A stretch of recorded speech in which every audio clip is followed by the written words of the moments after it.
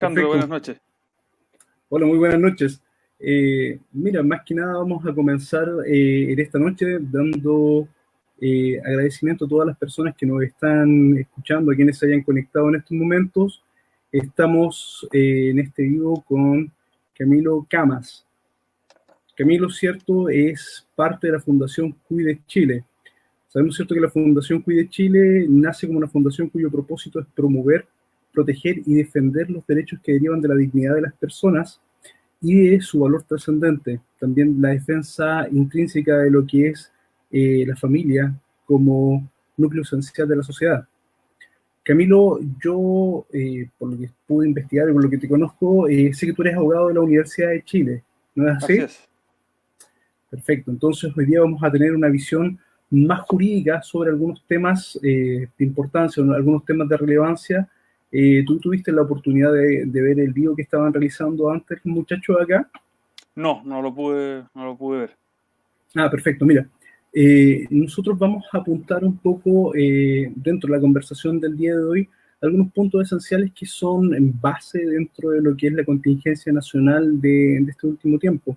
De hecho, el primer tema o a lo que nos vamos a abocar inicialmente es a partir por analizar la situación que nos ha llevado al estado actual en el que estamos viviendo, entre paréntesis, dejando un poco la idea de la crisis sanitaria que tenemos hoy en día, pero lo vamos a abocar un poco más adelante.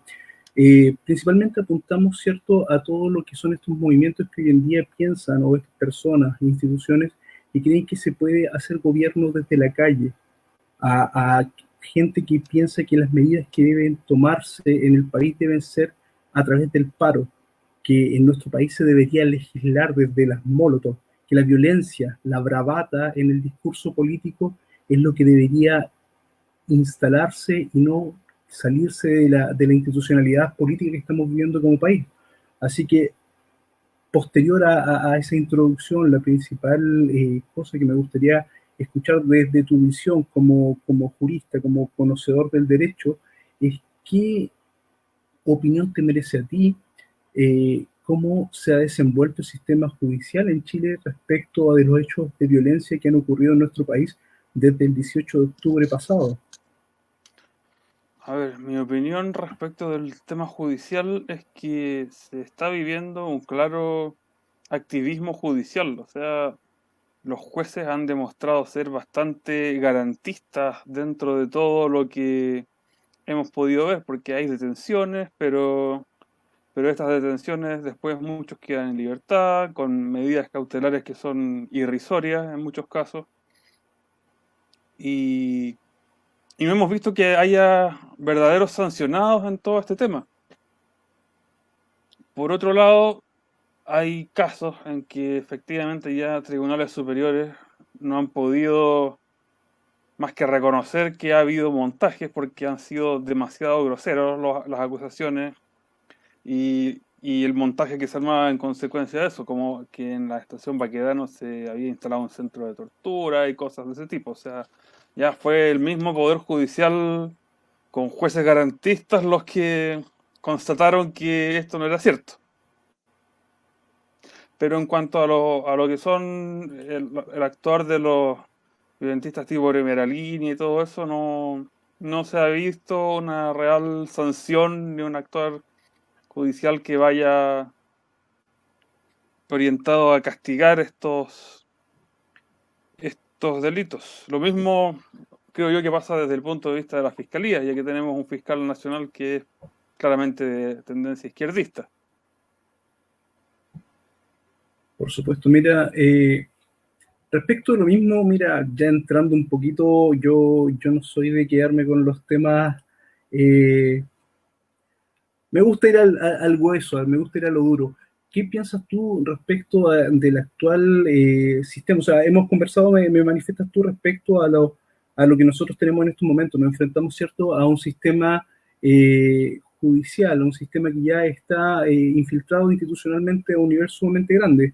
Tenemos, ¿cierto?, la presencia, como tú mencionabas, de un fiscal, el cual inclusive se le puede atribuir en algún caso un pasado extremista, un pasado vinculado a ciertas organizaciones terroristas. Tenemos el cuestionamiento, por citar un caso bastante bullado hace no mucho, de la Corte de Apelaciones de Rancagua, donde tuvieron 3 ministros que estuvieron cuestionados, inclusive destituidos, ¿cierto? ¿Qué imagen o qué seguridad jurídica se le puede entregar a las personas que nos podrían estar escuchando en estos momentos respecto de esa imagen que el Poder Judicial en estos momentos, o el aparato judicial vinculado a ello, ¿cierto? El Ministerio Público, puede entregar de justicia respecto de todos esos hechos ocurridos o de la violencia que se viene suscitando desde el 18 de octubre pasado? ¿Qué certeza jurídica? Poca o ninguna en mi opinión. Hoy día vemos un poder judicial que está sumamente desprestigiado. Yo diría que casi tanto como el Congreso. Dentro de la opinión pública, es una de las instituciones que está más mal evaluadas, junto con el poder legislativo y los partidos políticos. Y estamos viendo que en muchos casos hasta se está intentando, en sentido figurado, legislar por vía judicial. No en temas penales propiamente tal, pero sí metiéndose en otros ámbitos. Y a su vez vemos a un poder legislativo que se está metiendo en lo que son atribuciones del poder ejecutivo, al presentar proyectos de ley que son inconstitucionales o de iniciativa exclusiva.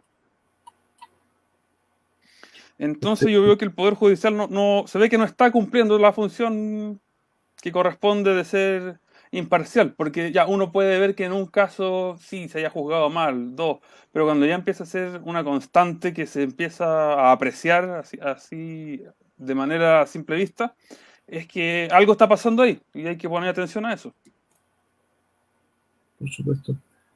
¿Cuál piensas tú que podría ser una solución a esta crisis institucional que podemos ver dentro de quienes deberían impartirnos justicia?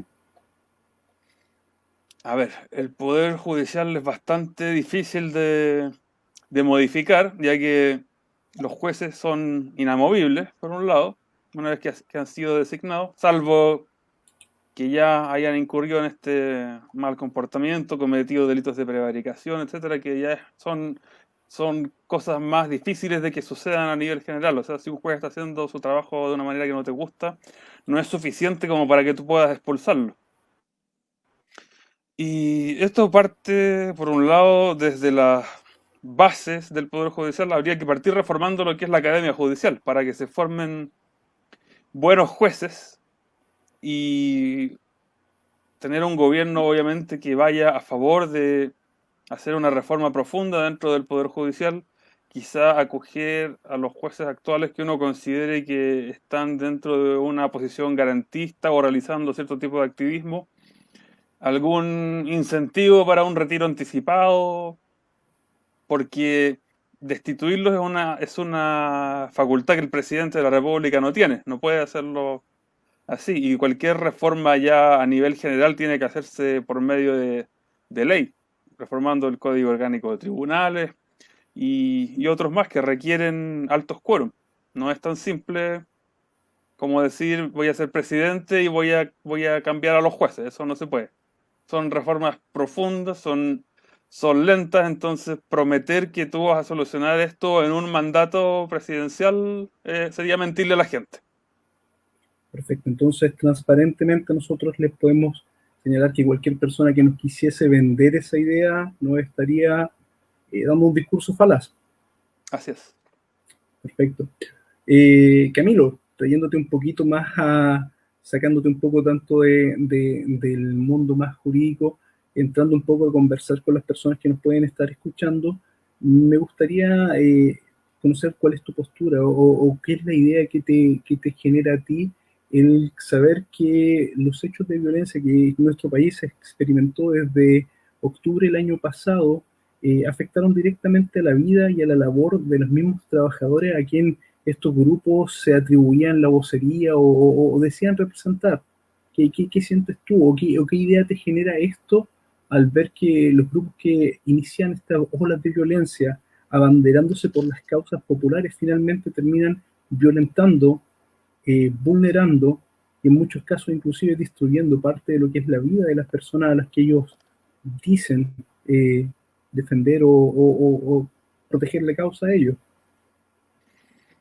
A ver, para empezar hay que tener presente que estos son grupos sumamente ideologizados y que lo que se vio a partir del 18 de octubre en adelante es consecuencia de todo un proceso previo de desarrollo de una ideología que venían de hecho anunciando todas estas pinturas, grafitis que hay en las calles, en los edificios que decían ACAP y un montón de otras cosas, no son cosas a las que no hay que poner atención. Si tú haces un trabajo de inteligencia más profundo, ellos te venían avisando que todas estas cosas iban a pasar y el proceso va escalando. Parten con un determinado tipo de mensaje, después van siendo más fuertes, más graves, hasta que al final efectivamente esto pasa y después empiezan a anunciar que van a quemar edificios y hubo varios que aparecieron ahí y fueron quemados también. Entonces, primero que nada, el 18 de octubre fue consecuencia, no es causa, es consecuencia de un proceso previo que se viene dando de mucho tiempo atrás, años podríamos decir. Y después, efectivamente, cuando empezó toda esta ola de destrucción, mucha gente, al principio de buena fe, considera que estas causas son legítimas, muchas de ellas pueden tener una apariencia de legitimidad, que efectivamente se tienen que mejorar condiciones de vida de la gente, etcétera, etcétera. Pero a estos grupos no les interesa la gente. Ellos lo muestran como su bandera de lucha, pero en realidad no les interesa realmente esta gente, porque si así fuera no destruirían ni les imposibilitarían la vida del día a día.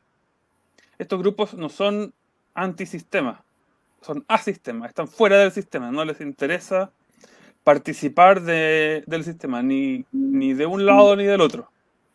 Son anarquistas. Perfecto. Entonces, básicamente lo que nosotros podemos ver o visualizar dentro del comportamiento que ellos han ido desarrollando, el cual, evidentemente, si uno hace un pequeño análisis, si uno se da un momento, ¿cierto?, para revisar noticias o para instruirse un poco, podemos ver que existe un proceso, como tú mencionabas, ¿cierto?, premeditado, un trabajo que se ha ido realizando a través de años para poder llegar al punto que estamos. O sea, no es coincidencia, no es un estallido social espontáneo como mucha gente lo ha sugerido, sino vemos que hay un trabajo detrás en el cual ellos mismos se llaman o se creen portavoces de causas que realmente al final terminan lesionando. Hemos podido ver desde el estallido social o estallido delictual de octubre del año pasado que muchos testimonios se han levantado mencionando cómo trabajadores de clase media, trabajadores de esfuerzo han perdido tanto sus puestos laborales como sus fuentes de trabajo, se han visto imposibilitados de seguir llevando el sustento a sus familias. En eso mismo, y volviendo nuevamente a jugar un poco con la contingencia actual, ¿qué opinión te merece a ti en respecto de lo que fue, o tú estás al tanto de la carta que envió el Sindicato de Portuarios de Chile, el manifiesto que ellos hicieron esta semana? Tengo una noción en general, no la he leído, pero sé que están amenazando con paralizar las actividades y pedir el comercio internacional. Mira, es textualmente lo que tú dijiste, una de las frases más destacables o que uno más podría compartir respecto a su comunicado. Ellos dicen textualmente lo siguiente, dice, no tenemos miedo para cerrar la llave de las exportaciones de Chile con la lesión económica que ello conllevaría. Yo entiendo que la mayoría de los que nosotros podríamos estar conversando ahora o cualquier ciudadano que el Sindicato Portuario de Chile no representa a nadie de la población más que a los que pertenecen al Sindicato de Portuarios de Chile.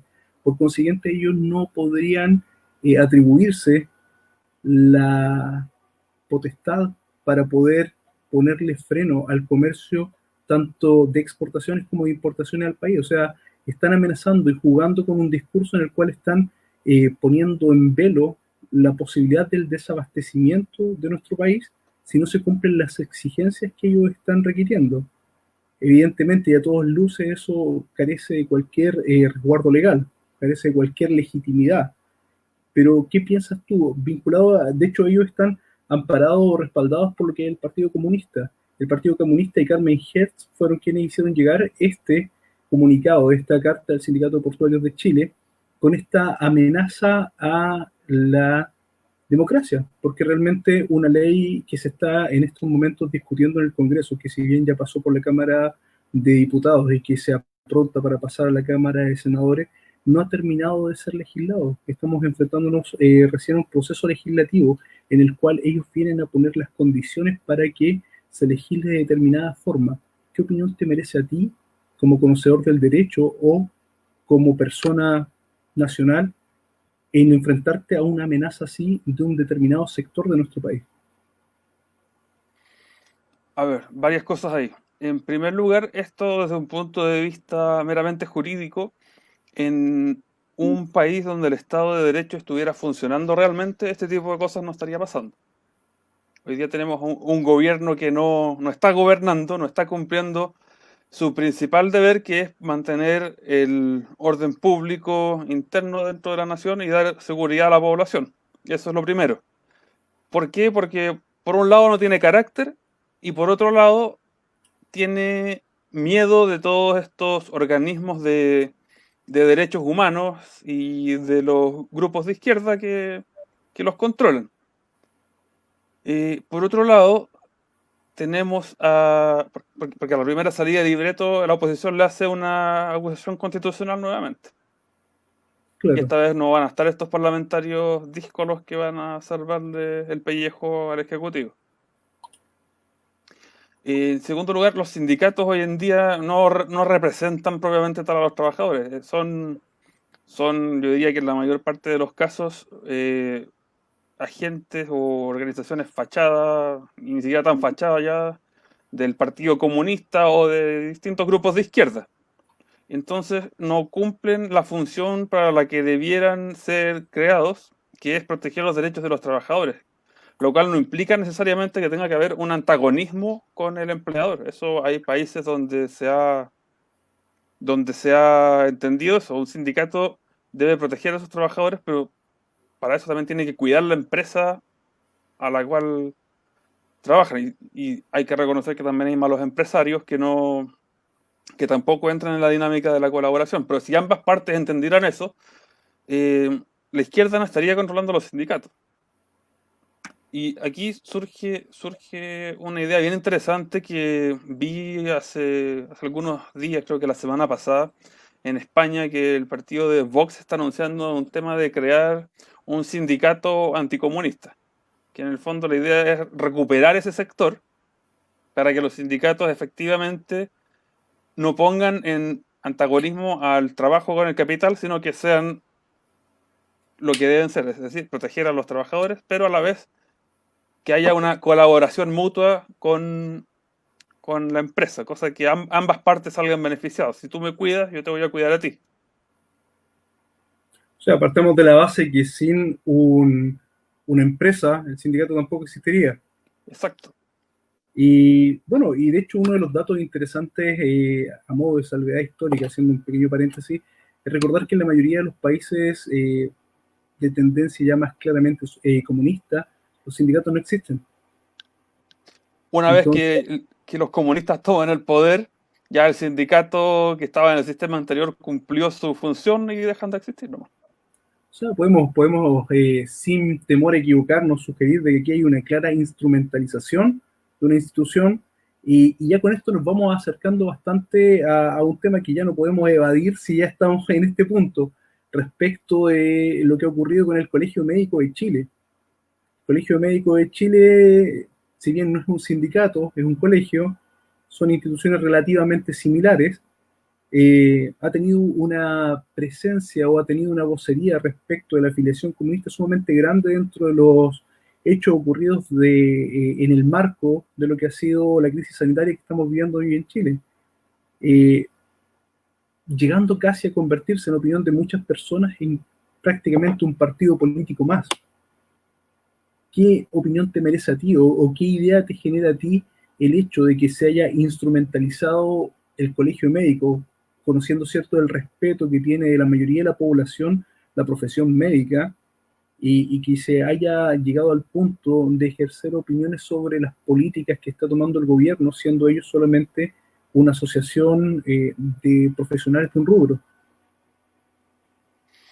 Efectivamente, el colegio médico, la función que debería tener, al igual que un sindicato con los trabajadores, es representar al gremio de los médicos que estén participando de esta organización. Ahora, creer que este tipo de organizaciones son apolíticas es un error, porque la política tú no la puedes considerar dentro del aspecto meramente político formal que son las elecciones, sus resultados y cuántos puestos ocupas en el Parlamento, sino que política se hace desde muchos otros lados. Está la parte también ideológica y la parte psicológica. Y hoy día el colegio médico ha sido tomado ideológicamente por lo que es el Partido Comunista, así como fue en su momento y también ahora el colegio de profesores.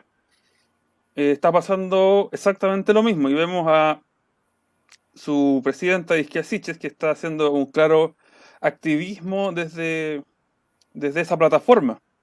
Entonces no es una organización que ya esté haciendo el tema de representar a los médicos, sino que está siendo un agente activo, un actor dentro de la conducción política nacional. Eso es lo que podemos ver. Y obviamente nunca podemos esperar que los comunistas actúen dentro de las reglas del juego. Eso es una de las primeras cosas que hay que tener clara. Y claramente se está usando también como un trampolín para que Isquia Siches después postule a algún otro tipo de cargo. Muchos la perfilan como candidata presidencial. Yo creo que se va a tirar al Parlamento, me atrevería a decir eso, que va a ir a la Cámara de Diputados. Ya tenemos varios ejemplos de médicos que han enarbolado una carrera política finalmente sin haber ejercido en la práctica nunca como médico. De hecho, y en esa misma línea, que era uno de los puntos que nosotros íbamos a abordar hoy día conversando, eh, nosotros tenemos que, dentro del proceso de lo que ocurre en octubre del año pasado y cómo eso se va desarrollando, inclusive antes de que la crisis sanitaria explotara como tal acá en Chile, para la movilización que se realiza el 8 de marzo de este año, justamente Isquia Siches, presidenta del Colegio Médico de Chile, llamó a todas las mujeres a manifestarse, a salir a las calles y que no había ningún problema, ¿cierto?, con lo que estaba ocurriendo de una eventual crisis sanitaria, básicamente bajándole el volumen a esto para encontrarnos después de cara a que aproximadamente el 12 de abril ella estaba exigiendo, desconozco qué potestad se atribuye a sí misma para exigir al gobierno la cuarentena total dentro del territorio nacional. Y después de que esta cuarentena empieza a ser efectiva en algunas comunas de nuestro país, nos encontramos que ella también sale en el mes de mayo a la lucha respecto de los hechos que ocurrieron, por ejemplo, en la comuna de San Bernardo, en Santiago, por personas manifestándose por hambre y también ocupando como un instrumento político para buscar algún tipo de capitalización política en la opinión, el hecho del hambre al cual ellos hacían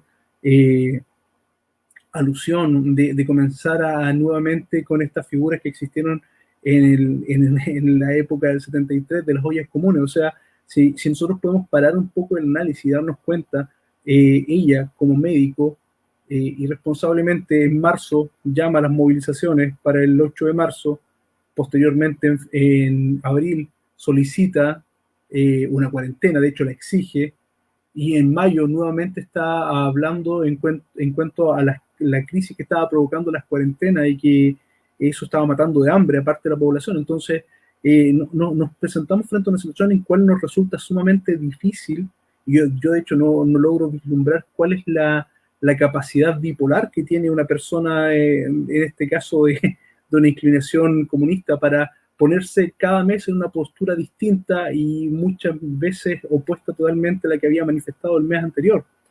En el marco de eso, una de las cosas que te quería consultar es que, ¿qué medidas piensas tú que se deberían tomar durante esta cuarentena para ir evitando el colapso económico al cual nos estamos enfrentando como país?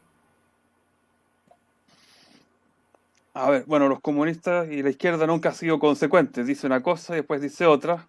Y si les das en el gusto, nunca van a estar conformes. Y a ellos lo que les importa es desestabilizar al gobierno. Y se arrogan esta potestad de exigir porque ven que es un gobierno débil que no tiene carácter.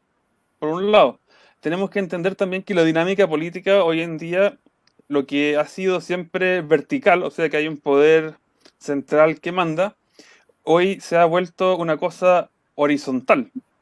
Es decir, tienes a muchas ONGs y todo que van marcando la ruta política sin pertenecer formalmente a ningún gobierno. De hecho, se llaman organizaciones no gubernamentales, no porque no sean parte del gobierno, sino que si tú analizas es no gubernamental, o sea, contra el gobierno, que no haya un gobierno. Y eso es algo que el área política formal de los partidos no ha terminado de comprender. Que hoy día las relaciones políticas ya no son horizontales, sino que se están volviendo verticales y coexisten dos modelos al mismo tiempo, el vertical y el horizontal, pero no se han dado cuenta que son ambos incompatibles y están en pugna. Ahora ya respecto de las medidas propiamente tal para ir afrontando la situación actual sanitaria, yo en primer lugar soy partidario de terminar con las cuarentenas inmediatamente. O sea, creo que el gobierno tiene que reaccionar y tenemos que volver a la normalidad cuanto antes, como ha empezado a suceder ya en otros países. Yo creo, originalmente yo era partidario de las cuarentenas cuando todo esto empezó y de todas las medidas que se estaban aplicando, pero posteriormente con la nueva información que fui adquiriendo, porque le fui haciendo un monitoreo a todo este proceso y a todas las noticias que iban saliendo en distintos medios, no en los tradicionales, porque si tú esperas que CNN te diga una cosa como la que te estoy diciendo yo, eso no va a pasar nunca y puedes morirte esperando y vas a terminar como el meme ese del esqueleto ahí que dice yo esperando a que pase tal cosa. Yo, bueno, soy partidario de terminar con todo el tema de las cuarentenas y con todo este tema de las mascarillas y el distanciamiento social, ya que lo que se está haciendo es crear una especie de estado policial con este tipo de cosas, una especie de ensayo para eso.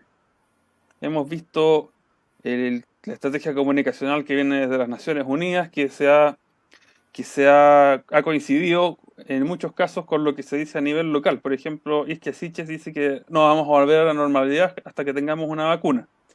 En la ONU, en la OMS dijeron algo más o menos parecido. Y por otro lado, tenemos a Bill Gates, que es uno de los principales interesados en ese tema, diciendo que tampoco vamos a volver a nada que se acerque a la normalidad mientras no haya una vacuna que sea obligatoria para todo el mundo. Entonces ahí, si tú vas siguiendo esos discursos, vas encontrando patrones en común. Ves por otro lado que va a haber cámaras que van a estar vigilando la distancia de la gente. Aquí salió la otra vez y eso sí salió en CNN, que van a haber unos drones que van a vigilar el uso de mascarillas y el distanciamiento social entre las personas.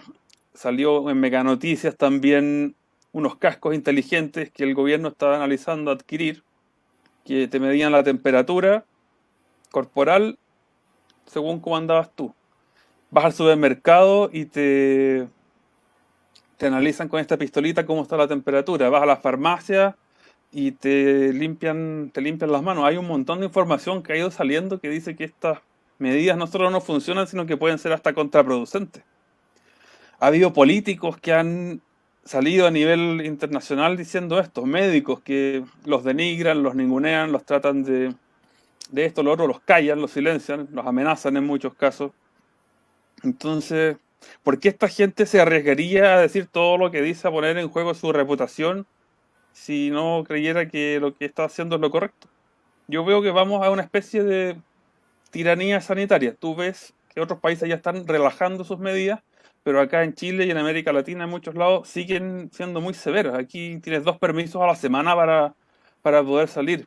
En Bielorrusia, que es una dictadura este tipo Lukashenko, que es un mafioso, ni siquiera ahí están con cuarentenas. Dijeron que eso no sirve, solamente han aislado a los que se enferman y a los que han estado en contacto directo con ellos y mandaron a la punta del cerro al FMI porque les estaba exigiendo esa medida para prestarles plata.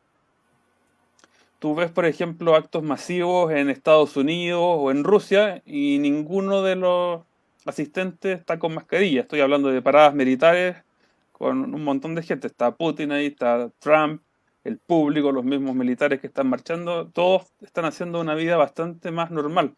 Pero aquí seguimos sin flexibilizar todo ese tipo de cosas. Entonces yo creo que hay que verlo por otro lado. Y en cuanto a vacunas, no soy ni antivacunas ni terraplanista por si acaso, pero yo no aceptaría por ningún motivo la vacuna china que nos quieren probar acá, ni ninguna otra tampoco. Y te sorprenderías la cantidad de gente que piensa de la misma manera. Sí, hay gato encerrado acá. Claro. De hecho, se han pronunciado varios economistas de diferentes lugares. De hecho, hemos visto autoridades políticas de otros países en que ellos se manifiestan y señalan que más temor les genera la posibilidad o la efectividad de la pobreza que puede golpear a las sociedades posteriores a estos confinamientos que estamos teniendo. O sea, de hecho me queda muy, muy grabada una frase que dijo Javier Milei, el economista argentino que se ha vuelto bastante conocido en los últimos años. Él dijo que él tenía más miedo a la cantidad de muertes que iba a crear el hambre después de esta enfermedad. Entonces, frente a eso hay muchos políticos, hay muchos economistas que están alzando la voz respecto de que estas medidas sanitarias debían ir atenuándose, que las personas debiesen ir pudiendo normalizar un poco su vida o pudiendo generar sus actividades productivas de una forma más normal. Y si a eso nosotros le sumamos el primer tema que estuvimos conversando hace un momento atrás respecto de, del estallido social que existió en octubre, el cual ya destruyó una cantidad grande de empleos en nuestro país, y hoy en día nos enfrentamos a esta pandemia que también se ha encargado de llevarse por delante una buena cantidad de puestos de trabajo, se vuelve bastante necesario el poder, ¿cierto?, terminar de una vez por todas con estas medidas sanitarias y poder volver a nuestras actividades productivas. Mucha gente critica esta opinión, señala que se preocupa o es una visión solamente preocupada del empresariado, de que el empresario tiene que seguir produciendo dinero, que tiene que hacerse más rico, pero comúnmente nosotros desviamos un poco la vista y cuando escuchamos ese discurso no nos damos el minuto de rebatirle a las personas o de manifestarle que nosotros trabajamos para una empresa. O sea, en lo personal, yo trabajo para una empresa. La empresa en la que yo estoy trabajando no es una empresa de servicio de primera necesidad, por lo que nosotros estamos acá en la ciudad de Antofagasta relativamente parados, no estamos produciendo. Y si no producen, los puestos de trabajo a los cuales nosotros desempeñamos funciones empiezan a verse un poco en peligro. Y si nosotros perdemos nuestra fuente laboral en la situación que se encuentra la sociedad chilena, contemplando lo que ocurrió en octubre, más el tema sanitario que estamos viviendo hoy en día, se vuelve bastante peligroso para una economía familiar de cualquier persona el exponerse a quedarse sin una fuente de ingreso. Entonces, cuando nosotros nos enfrentamos a ese discurso que tiene ese sabor popular que de repente a muchos les gusta, de decir que las medidas se tienen que bajar solamente para enriquecer al empresariado, de repente es bueno y es positivo llamar a la gente a tomar conciencia de que la mayoría de los chilenos no trabaja en el sector público, por consiguiente no tiene tan asegurado el trabajo y tenemos que pensar en que en algún punto debemos volver a una normalidad en la cual las empresas puedan ser sustentables y a su vez productivas, por consiguiente puedan darnos el empleo que necesitamos para subsistir. Efectivamente, esto no se trata de defender al empresariado, se trata de poder retomar la vida como era antes en la medida de lo posible, como diría Patricio Elwin. Tanto como sea posible hasta volver a la normalidad. No tenemos que aceptar tampoco este concepto de nueva normalidad porque no vivir de la forma que estamos viviendo ahora no es normal. Estamos ante una situación que es excepcional y que tiene que trabajarse para volver a la normalidad lo antes posible, porque por mucho que se tomen medidas, esto no va a resistir para siempre. La gente en algún momento va a tener que volver a salir y volver a retomar la vida, porque si no, si, si, si no es por el tema virus, que ya se ha demostrado que su letalidad es muchísimo menor de lo que se decía originalmente, los efectos colaterales que va a traer esto van a ser mucho más difíciles de recuperarse. Y aquí lo que yo creo que se está haciendo es acostumbrarnos a otro tipo de vida, por eso también se habla de nueva normalidad, que no es un concepto casual, en el cual vamos a ser muchísimo más dependientes del Estado y de lo que ellos determinen. Van a controlar muchísimo más nuestra vida diaria. Se hablaba acá de hacer este rastreo de movimiento por vía celular, como se está pidiendo por parte del gobierno. Hasta ahora por lo menos no se ha implementado. Países como Noruega ya lo venían sacando, al menos públicamente es lo que decían. ¿Qué más? Se habla del pasaporte sanitario. Y tampoco es algo que haya dicho un conspiranoico. Si tú te metes a la página, no me acuerdo cuál era el nombre, creo que era Java, algo con letra I, que es del tema de las aerolíneas internacionales, había casi 300 aerolíneas que estaban pidiendo este tema del pasaporte sanitario que usa información biométrica. Entonces, no solo es la economía, que sí es la economía, pero no se limita meramente a la economía. Esto es un tema más allá de control y dirección social, por medio de la economía. Yo no te dejo volver a retomar tu actividad económica si tú no cumples con estos nuevos requisitos de control que yo te voy a dar. Y como vas a estar tan desesperado para poder lograrlo, vas a terminar acatando. Y no solo Javier Milei habló de este tema de que hay que recuperar la economía. Hernán Vigi también escribió hace algunas semanas una columna en el Mercurio que hablaba de efectivamente ir terminando con estas medidas, ir flexibilizando, ya que los otros países eso era lo que estaban haciendo, de acuerdo a la realidad que él está apreciando. Creo que él vive en Suiza, si no me equivoco. Entonces que esto no podía mantenerse para siempre. Mira, respecto de varias cosas que hemos ido conversando y justamente en cuanto a esto de la crisis sanitaria, pandemia, como la queramos llamar, hoy día podía ver en un medio una noticia en el cual, bueno, recapitulando, hace como un mes atrás vi una noticia también en un medio en el cual se manifestaba la existencia de un informe de parte del gobierno en el cual decía que una vez que se normalice un poco esta situación, la cantidad de migrantes que llegarían a nuestro país de los países vecinos sería gigantesca. O sea, de hecho, el informe hablaba que en un escenario podría llegar aproximadamente 1 millón de migrantes a nuestro país. Nosotros sabemos que nosotros como país estamos viviendo una economía que en estos momentos está sintiendo los golpes de haber abierto tan sin límite las puertas de nuestro país y recibir indiscriminadamente migrantes en nuestro país. O sea, nosotros debemos comprender que eso tiene dos efectos o tiene dos consecuencias sumamente básicas y rápidas de analizar.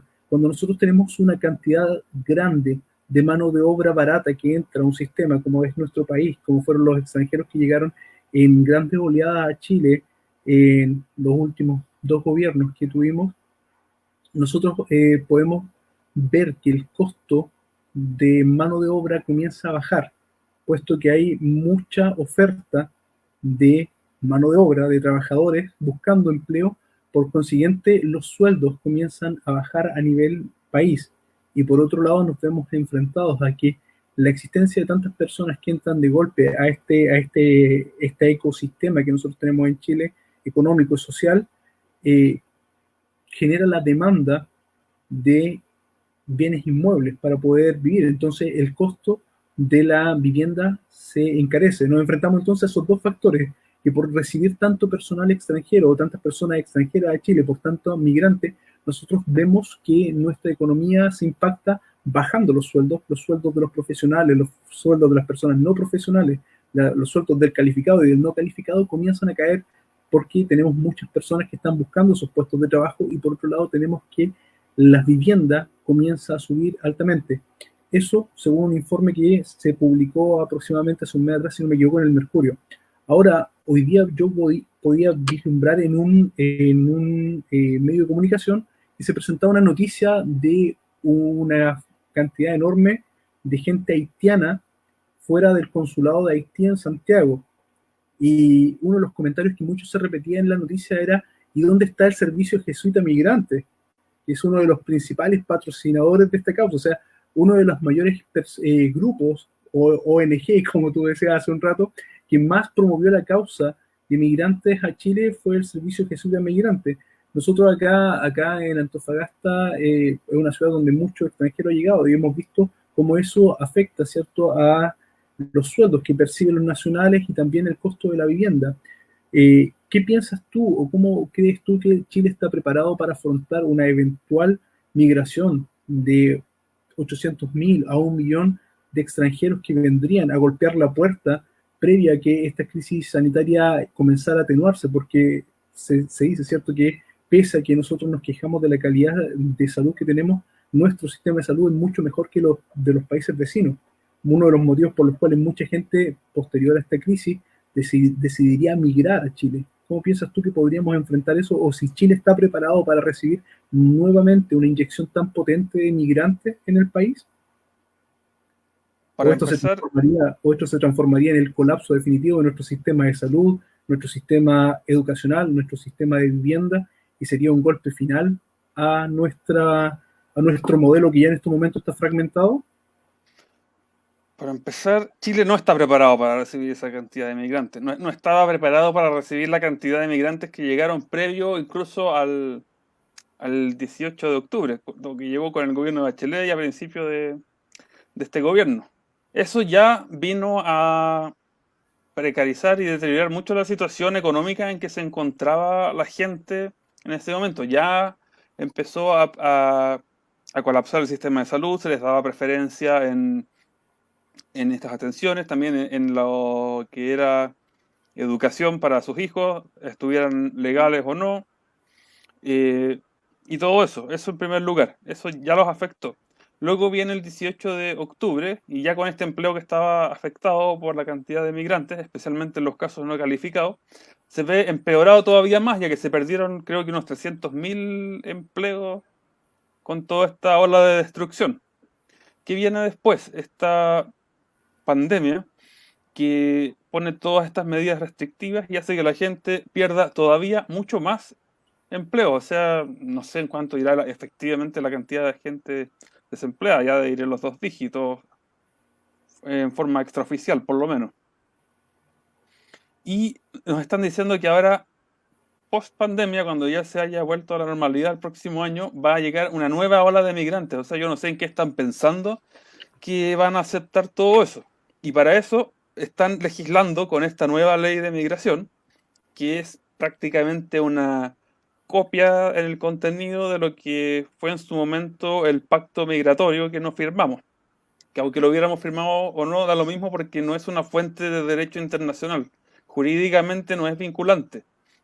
Es un tipo de soft law. ¿Qué quiere decir esto? Que son instrumentos que presionan políticamente para saltarte toda la institucionalidad del derecho internacional y así vas estandarizando las leyes internas de los países de acuerdo a lo que dice la presión política. Y aquí es importante resaltar un punto en que tanto este pacto migratorio como esta nueva ley migratoria que se está tramitando, que en cualquier momento se puede aprobar porque está en los últimos trámites, se le ha quitado un poco la urgencia por la contingencia actual, pero para ese entonces ya va a estar, es parte de la Agenda 2030 de las Naciones Unidas, que también es un soft law, que es un marco de referencia para ir estandarizando todas las legislaciones internas de los países a algo más o menos uniforme. Y de lo cual se rinde cuenta a las Naciones Unidas y es en el fondo el marco de referencia del gobierno mundial, para que vamos a estar con cosas. Eso es la Agenda 2030 y todas las leyes que hemos visto que se han aprobado durante el gobierno de Bachelet y Piñera van como parte de eso. Incluso el nuevo proyecto de constitución que presentó Bachelet va por ese lado, es parte de la Agenda 2030, desarrollo sostenible y todo. Y ahí viene metido el tema, porque tú me comentabas, con las viviendas, está metido como un derecho una vivienda. Y ahí la Constitución, ese texto dice que asegura a todas las personas, de forma directamente exigible, y ojo, a todas las personas, no a todos los chilenos, el derecho a una vivienda digna con las condiciones de vida decentes o algo por el estilo.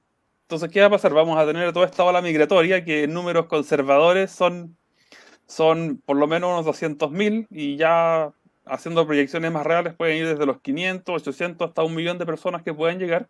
Y si se aprueba una nueva constitución, que muy probablemente puede ser así, y de ser así va a tener ese tipo de contenido, van a tener derecho a exigir una vivienda al Estado. ¿Cómo se les va a cumplir eso? Yo no sé. No están los recursos, no están las condiciones.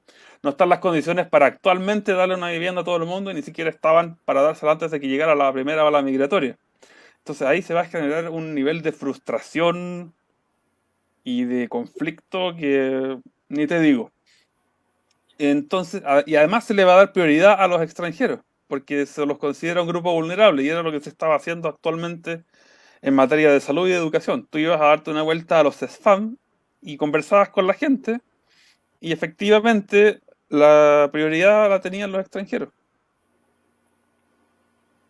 A eso hay que sumarle que también se hizo conocido el fallo del Tribunal Constitucional respecto de estos aviones humanitarios que se estaban llevando personas a Colombia, no recuerdo qué otro país más, pero principalmente Colombia, en el cual se les estaba prohibiendo el retorno a Chile, a lo menos en un plazo de 10 años. Y el Tribunal Constitucional se falló señalando que eso era inconstitucional, que no se les podía prohibir el retorno a Chile en ese plazo de tiempo.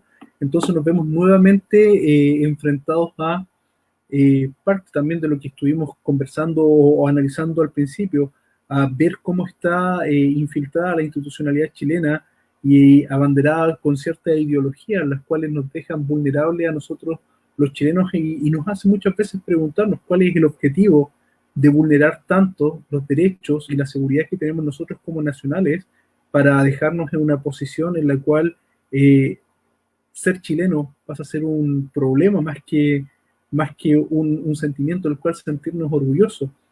Entonces, mira, sin ir más lejos, nosotros acá en la ciudad de Antofagasta contamos con una corporación de asistencia judicial en la cual existe un convenio con una corporación X, la cual está a su vez dirigida por un profesional del área del derecho que tiene un puesto público.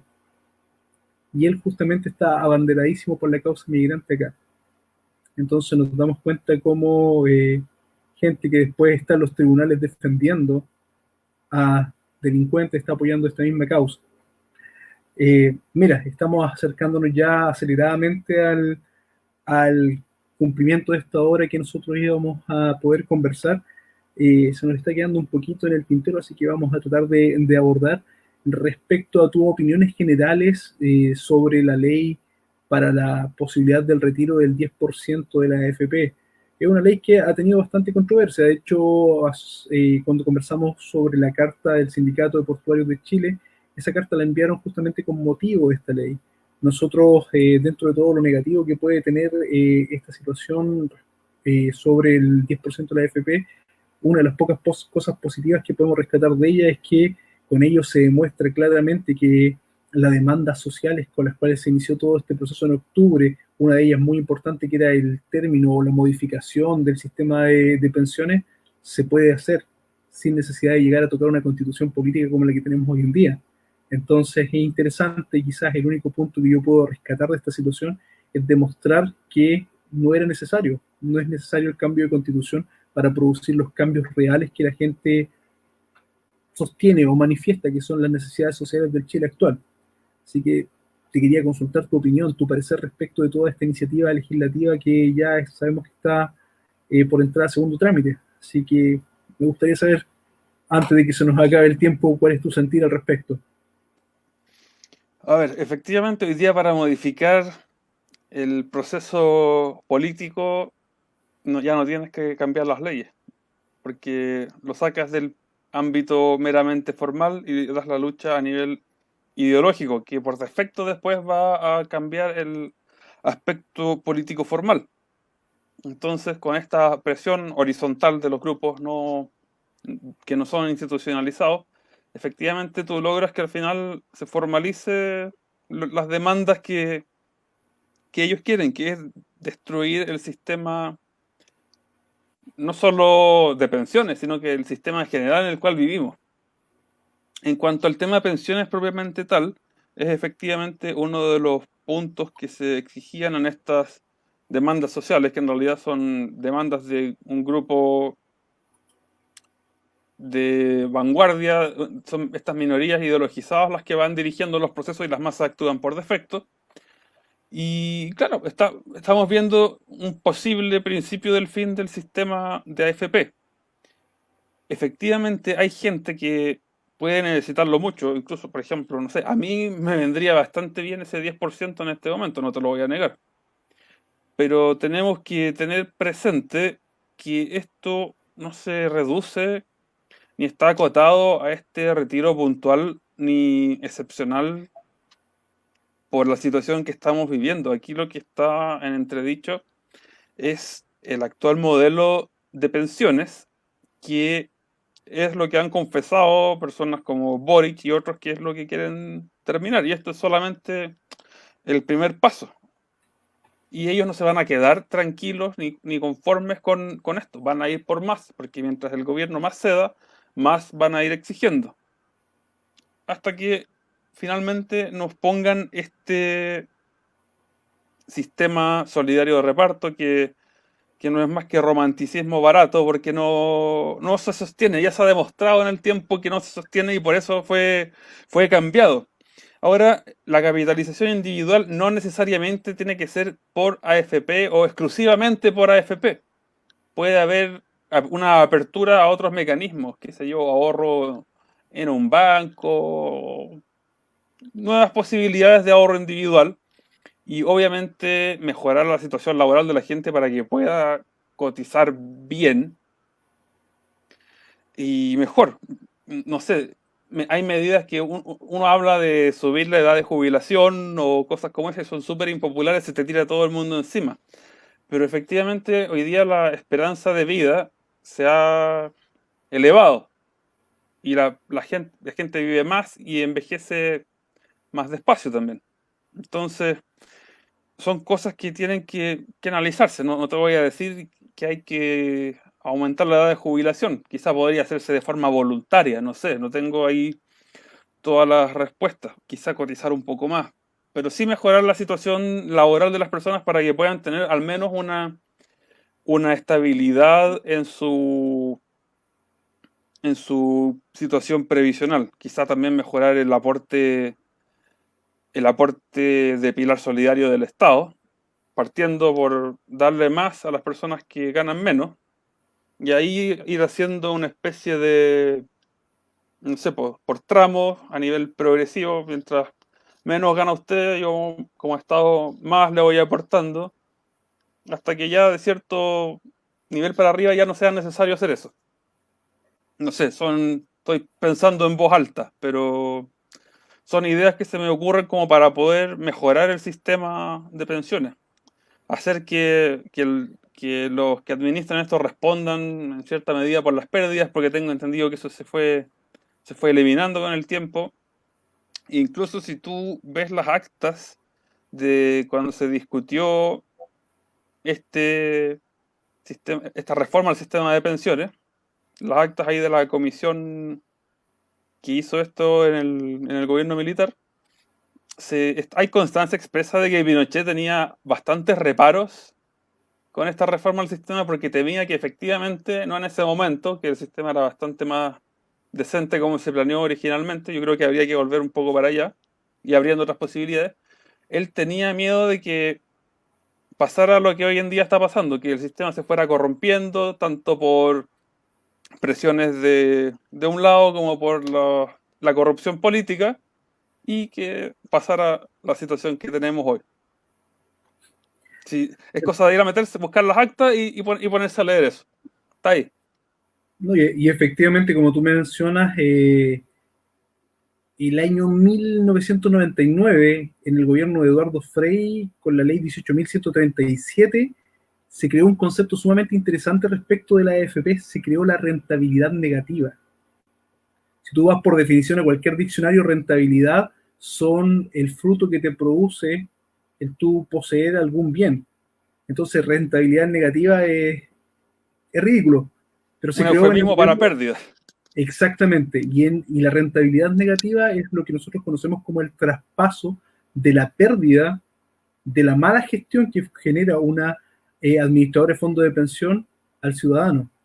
Entonces, el mismo sector político que hoy se abandera por el término del proceso de capitalización individual, conocido como AFP, ¿cierto? Fue quien corrompió el sistema, como tú lo mencionabas. Ellos crearon la capitalización negativa y varios vicios más que no cuesta mucho informarse. Y respecto del el sistema de reparto, nosotros sabemos que ha fracasado donde se ha podido integrar. O sea, muchas personas me pueden decir, oye, pero es el sistema que se utiliza hoy en día en Alemania. Pero perdemos de vista que inclusive hoy en día se está buscando legislar en Alemania el subir la edad de jubilación a 75 años tanto para hombre como para mujer. Entonces, la misma medida impopular de la cual tú hablabas hace un rato, en un lugar donde el sistema de reparto existe, te está llevando a sacar la conclusión de que en este momento el sistema de reparto en ese país está quebrado. Porque en un sistema de reparto hay algunos economistas que inclusive lo denominan un sistema de estafa piramidal, porque para que sea sustentable, tú por una persona que esté jubilada y recibiendo esa jubilación tienes que tener a 3 produciendo. Entonces, para que después esos 3 puedan jubilar, vas a necesitar a 9 produciendo. O sea, necesitas un crecimiento generacional de 300% continuo, siempre, que sabemos que ningún país lo va a poder sostener. Además, dentro del proceso de reparto que existe en países como Austria, como Alemania, tú tienes que obligatoriamente haber cotizado un mínimo de 20 años si tú no pierdes completamente el dinero que tú puedas haber contribuido a ese fondo. Entonces lo pierdes. Acá en Chile, el año pasado, el año 2019, el 74% de las personas que se jubilaron lo hicieron habiendo cotizado menos de 20 años. Entonces piensa una persona, conociendo los números así de simple, que entonces el 74% de los chilenos un año común y corriente no calificarían para recibir dinero de un fondo de reparto. Ahora, y abusando rápidamente de lo que nos queda de tiempo y de los datos que tenemos a la mano, es importante saber y reconocer que pese a que nosotros vemos tan negativo el sistema de AFP en Chile, las personas pueden sentir tanto recelo o distanciamiento. De todas formas, el índice global de pensiones de Melbourne del año 2018 posicionó a Chile en el lugar número 6 de los mejores sistemas previsionales. Porque en el sistema chileno, con que ustedes, cualquiera, cotice a lo menos 30 años, tú te aseguras el 70% del sueldo que tú percibiste al momento de jubilar. Ahora, si las personas no tienen la disciplina necesaria para poder cotizar durante ese periodo, y las personas simple y llanamente, como el hecho claro de lo que ocurrió el año pasado, 74% de la gente que se jubiló lo había hecho menos de 20 años. Si tú no tienes la disciplina de poder ahorrar, tampoco puedes tener después el descaro de exigir una pensión de un canon mayor al que tú realmente contribuiste. Y si nosotros buscamos, ¿cierto?, buscar o encontrar la solución dentro de los sistemas de reparto, ya hemos comprobado que han fallado a lo largo del tiempo, han fallado en lugares como en Europa, y finalmente lo que llevó a la crisis inflacionaria que se vivió en Chile en la década de los 70 y los 80 fue simplemente producto de que el 30% del presupuesto de gasto público en Chile era destinado para pagar las pensiones, porque el sistema de reparto había quebrado. Entonces, cada vez que una persona quiera manifestar su opinión respecto al robo que hace la AFP, es muy positivo llevarla a abordar estos datos que están disponibles para cualquier chileno y poder vislumbrar que, pese a que nosotros demonizamos un sistema, ese sistema a los ojos del mundo está top 6 mundial, y que la solución que ellos proponen realmente está quebrando en donde se ha tratado de imponer. Que son países ricos, además. Exactamente. Bueno, la Bien. rentabilidad que te da acá el sistema, un tercio lo aportaste como cotizante y los otros 2/3 te los dio la rentabilidad que generó. Si el problema no es que te dé una mala rentabilidad, incluso con todos los vicios que se produjeron después.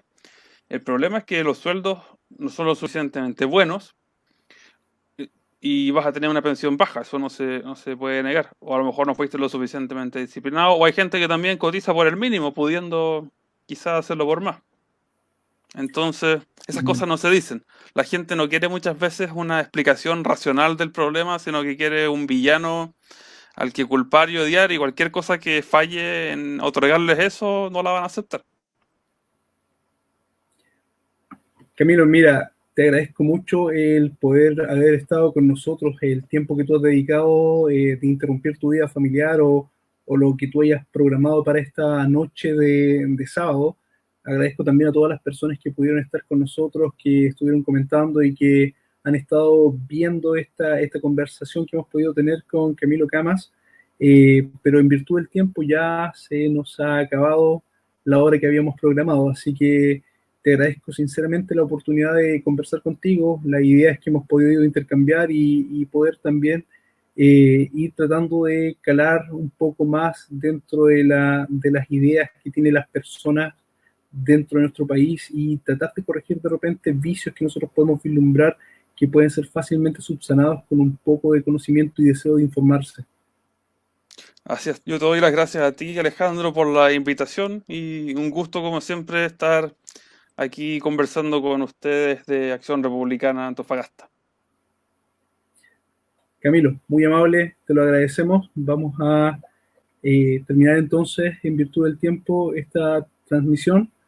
Así que nos despedimos de todos. Muchísimas gracias y esperemos que haya otra oportunidad en la cual podamos conectarnos nuevamente. Te lo agradezco, Camilo. Que esté muy Chao, bien. chao.